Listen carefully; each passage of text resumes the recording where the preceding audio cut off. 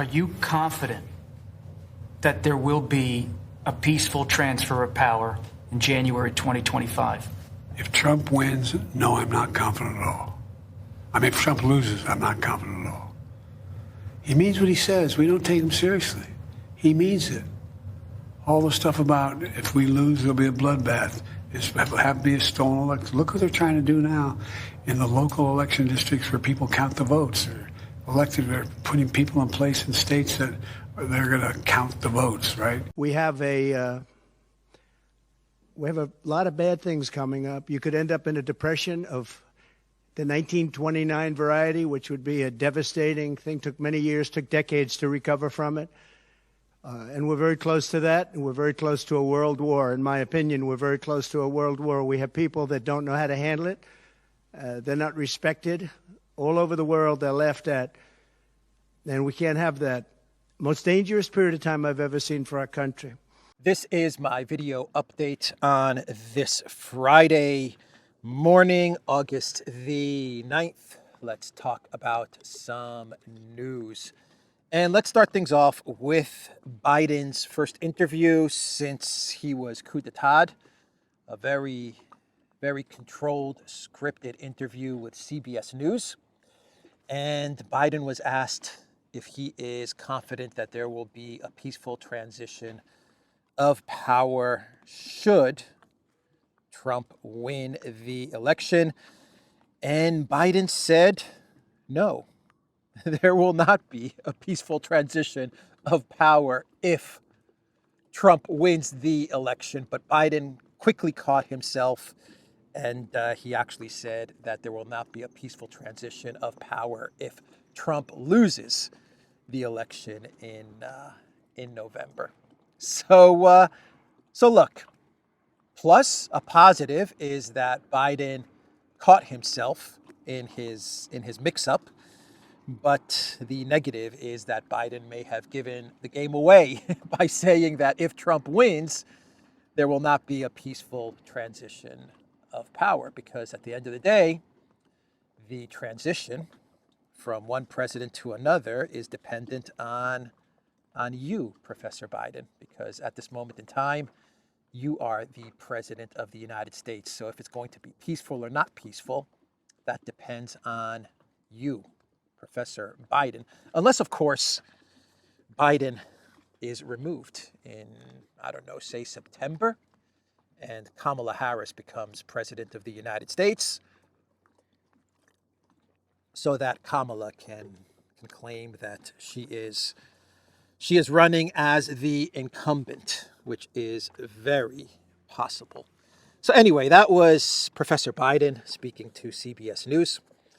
And outside of that interview that he gave to CBS News, Biden has been MIA, missing in action. He has not been appearing anywhere. Even as the world is burning, we are in a war in Ukraine.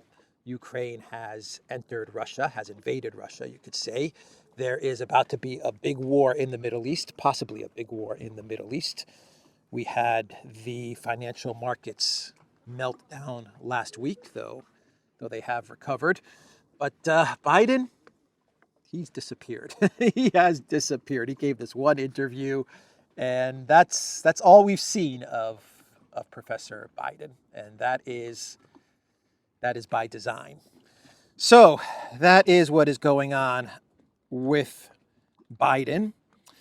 And Trump, he gave a press conference yesterday from Mar-a-Lago. And as always, Trump said a lot of interesting things. He got a lot of questions from the media, questions that they would never throw Kamala's way. But Trump, he answered all the questions, and he actually said that he is ready for 3 debates with Kamala Harris. 3 debates is what they're trying to schedule. One on September 4th, I believe, with Fox News, and then another 2, Trump said, with ABC News. One of them is on September 10th, and that was a debate that Trump was supposed to have with Bidenopolis until Biden was coup d'etat. And then there's another debate, I believe Trump said towards the end of September, September 24th or 25th. Now, Harris, she spoke to the media. She was asked about these 3 debates. And she said that the debate on the 10th with ABC News looks like it's a go, but she was not saying that she's going to commit to a debate on Fox News on the 4th and one at the end of September. So that was an interesting statement from Trump. And Trump also said that if Kamala wins, well, then the U.S. is in deep poo-poo, because right now, the way things stand, Trump said that the United States is close to a 1929-like depression. That is what he said, and there could possibly be a 3rd World War if Kamala were to become president. So that was the press conference from Trump from Mar-a-Lago. He is calling out Kamala Harris to a debate. Will Kamala accept 3 debates in September? I don't know. I think that's risky. That is very, very risky for the Democratic Party to put Kamala out there 3 times in 1 month. I don't know. We'll see. We will see. One time, yeah, I think they can manage 1 debate, but 3 debates. So let's, that'll be interesting. Three debates. So let's talk about what is happening with Kursk, Ukraine's invasion of Russia, incursion into Russia, and Project Ukraine. So yesterday, Podolyak, Zelensky's BFF, Podolyak, he spoke to the media, and he revealed the goals of the Ukraine military incursion into Russia, this Kursk operation. He said that first, the operation is about scaring Russians, making Russians fear the Ukraine military. That is the first goal. He wants the Russian citizens to live in fear. And the second goal of the Kursk operation is for Ukraine to hold territory, to pressure Russia and exert leverage over Russia for some future negotiations. That is what Podolyak said as he was speaking to the media. Quote, "Today they have a war that is expanding deeper inside the Russian Federation. Will they fear that? Yes," Podolyak claimed. Do they respond to anything but fear? No, and everyone should realize that at last. Podolyak claimed that Kiev's ultimate goal of terrorizing Russians was aimed at securing a stronger position during eventual peace talks with Moscow. Zelensky himself made similar remarks in a video statement on Thursday. The more pressure is applied to Russia, the closer peace will be. A just peace through just force, Zelensky said, thanking Ukrainian troops for their actions. So there you have it, coming from Podolyak and Zelensky. The reason behind the Kursk operation is fear and to exert some sort of leverage over Russia for potential negotiations, for possible negotiations. So if you say that the Zelensky regime, fearing a Trump victory in November, right? They're afraid of Trump winning in November. So let's say that they're working with the November 2024 timeline, Zelensky. They're thinking, okay, we can enter Russian territory, say in August, try to hold on to that territory for about a month, which will take us, let's say, a month and a half, take us to October. And then in October, we can start to talk negotiations. And we can talk negotiations with the leverage that we are holding their territory, and perhaps even within artillery range of the Kursk nuclear power plant.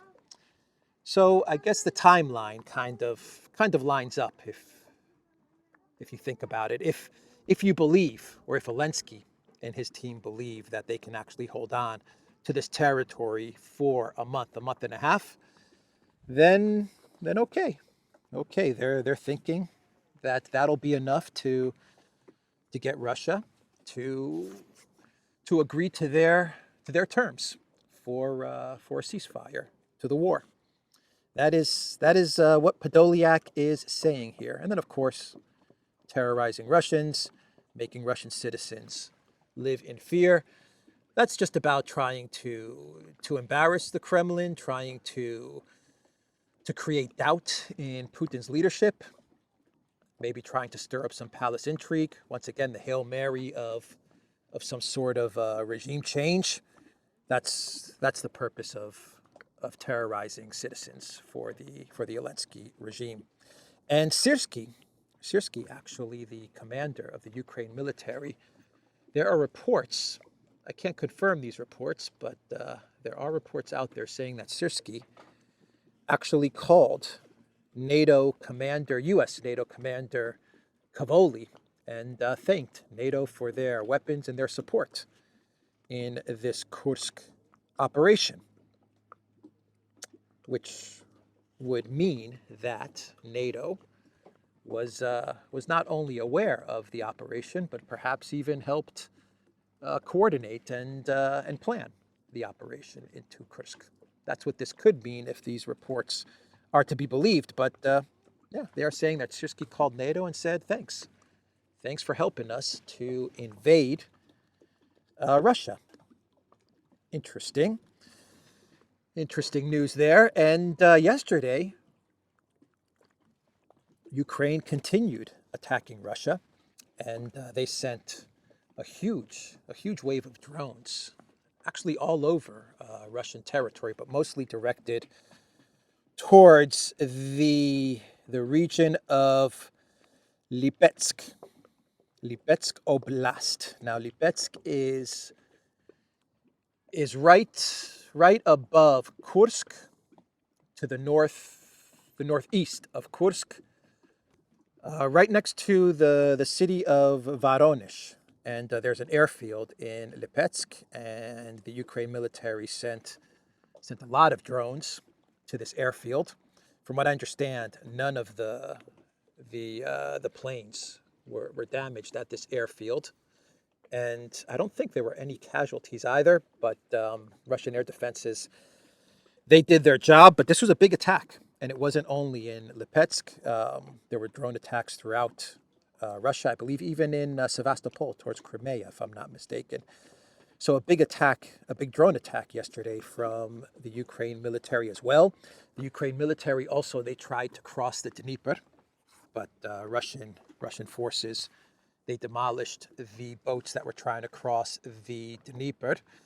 And I also read this morning that the Russian military also destroyed something like 20 naval drones, or something like that, or 20 boats that were heading in the direction of Crimea.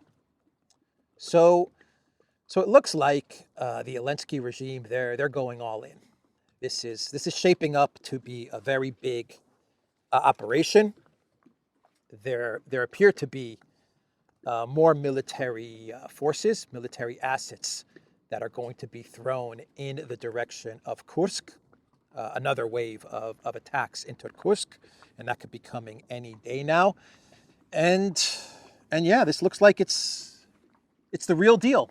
This is the big summer 2024 Ukraine summer offensive. Summer to the counter of the summer to the offensive, this time into Russian territory. And this is it. I have a feeling that this is it. Either Zelensky succeeds and he manages to hold on to some territory, he manages to cause a huge headache for the Russian military and for Putin. Maybe he even manages to get close enough to the Kursk nuclear power plant. That would be That would be a big deal. And then maybe you get some sort of negotiations, though. I think that's a long shot. I don't think that's going to happen. But maybe he succeeds in this. Or the most likely scenario, which is what I believe is going to happen, is that the Ukraine forces will be annihilated in Kursk, in whatever other directions they decide to attack, and that'll be it. Because from what I'm reading, it looks like Zelensky and the Ukraine military has pretty much abandoned their efforts in the Donbass. That's how it looks. Whatever reserves, whatever artillery, tanks, fighting vehicles, whatever they had, they're throwing towards this operation. That's how it looks. That's what I'm reading into this operation. So this is it. This is the big one. Will Zelensky succeed? Or will he go down in flames? Wouldn't it be interesting if while all of this is going on, if Zelensky starts to see that his military is collapsing in this operation, he's already given up on Donbass, it's not working out for him in this Russian invasion, if he packs his bags and takes off, Audi 5000, that would be an interesting development if that happens sometime in September or maybe early October. Possible. Anything's possible. Anything and everything seems to be possible. So what else? I think that's everything that's going on in the Kursk operation. Of course, you can watch Alexander's videos on all the details of the operation. Alexander gets into more of the details. I'm not going to get into the details of it all. I think all the indications, at least the way I see it, all the indications point to the Russian military being on top of this, and eventually, over the next couple of weeks, defeating the Ukraine military in Kursk. But it does look like it's going to take a couple of weeks. Maybe it'll take sooner, maybe it'll take more, but that's what the indications are. But of course, I could be wrong.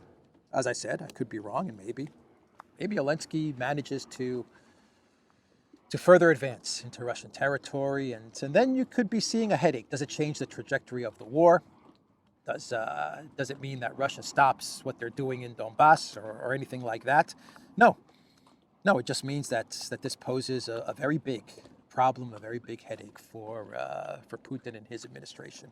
That is possible. Medvedev, hey buddy. Oh man, I love those birds. Medvedev, he's fuming, man. Medvedev is fuming. He is basically saying that this is it. This was a step too far for the Ukraine military, and now Russia has to take everything. They have to take all of Ukraine. That's pretty much what Medvedev said in a recent post.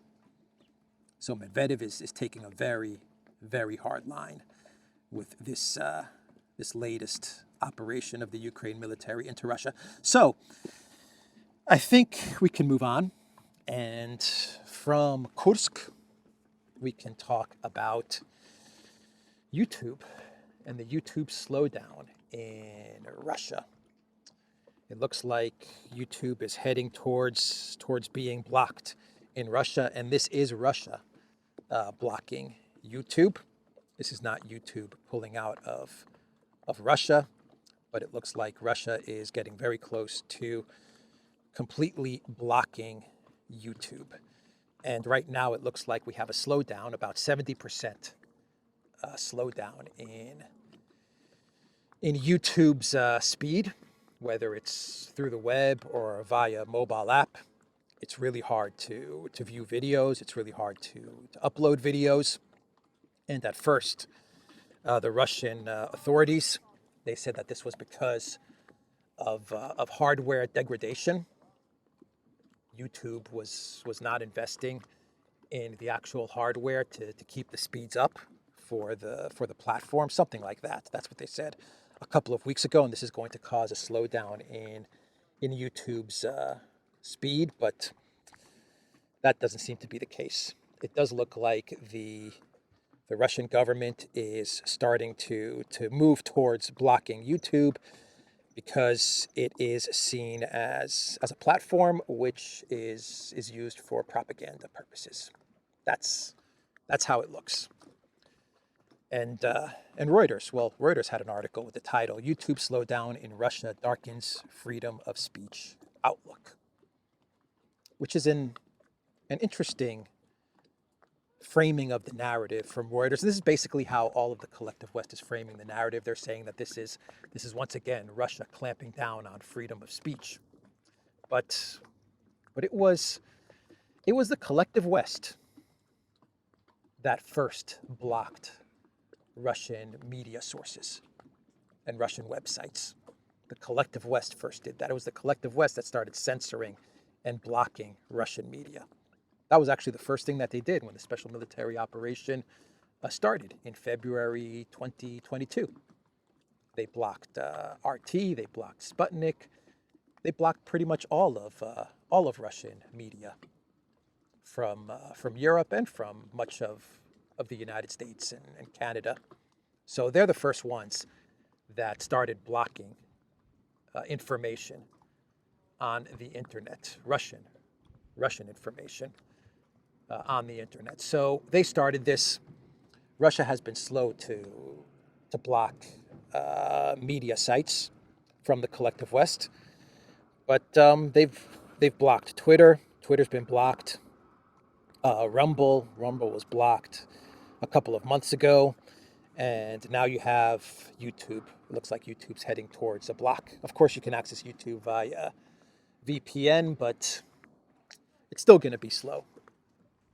It could perform fairly well, but it's going to be difficult. It's going to be difficult for content creators to deal with this slowdown and this block.